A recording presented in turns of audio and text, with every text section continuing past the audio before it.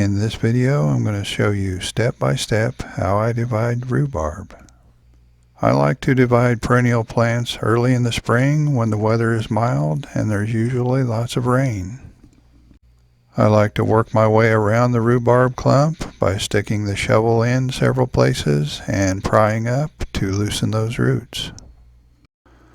Once I worked my way all the way around the plant, it usually comes up as one root ball. Sometimes you might even have a small piece of root break off all by itself. And that one has a leaf, so I think that will be a nice division all by itself.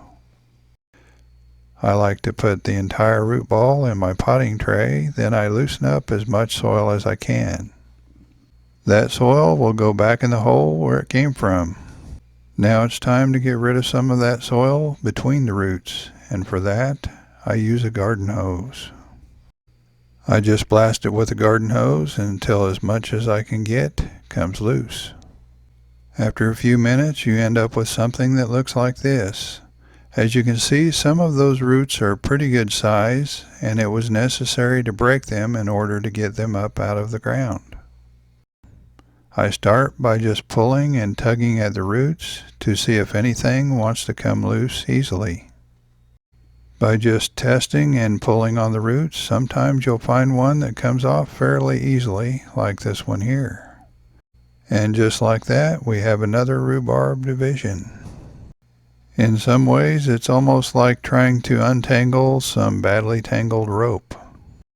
But once again, just by tugging and pulling, I found one that comes off really easily.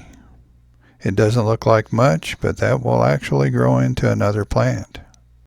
After I feel like I've found all of the easy ones, then I start pulling and tugging just a little bit harder. And sometimes that will cause the roots to break, but that's okay.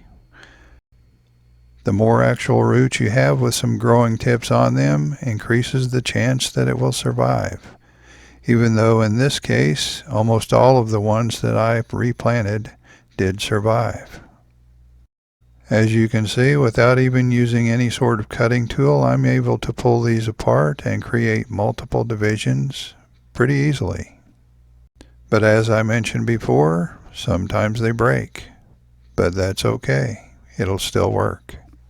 I usually like to take some of the larger clumps and put back in the original location, and then some of the smaller ones I give away or start new locations. After I've created all of the divisions that I want, it's time to transplant. I pick a new location to plant my divisions. Then I pry up on the soil with a shovel. After doing that, I get down there and loosen the soil with my hand. And this is the time you want to put some fresh compost in there if you're going to. I didn't have enough to spare at the time, so I just loosen the soil up with my hands and it's ready to plant. This is one of the larger clumps. I don't do anything complicated. I just pull back the soil, put that clump down in the soil, and try to keep the crown of the plant above the soil. That's about all there is to the transplanting process. Now we have a new rhubarb plant where there wasn't one before. Our soil drains very well, so at this point I like to give them a good soaking. At this time of year, after I've done that, Mother Nature usually takes care of the watering for me. Since we didn't have room in our garden for all of the divisions, I potted up a few to be given to friends and family later. For this, I use some of the smaller divisions. Like with transplanting out in the garden, I just try to keep the crown of the plant above the soil and the rest below. Then I just pack the soil in around it and fill in with more soil if needed. Now I have some new rhubarb plants growing out in our garden that didn't cost me a dime, and some others that I can share with friends or family. As with the divisions that I put directly in the soil, these potted rhubarb divisions will get a good soaking. After a couple of weeks, all of those ones that I put in the ground are starting to grow. Dividing your rhubarb is a great way to get more plants for free and share with others. And as you can see, they're off to a good start. And the ones that I put in pots are also starting to grow, along with some French sorrel that I divided. A month later, and it's hard to tell that these are even divisions.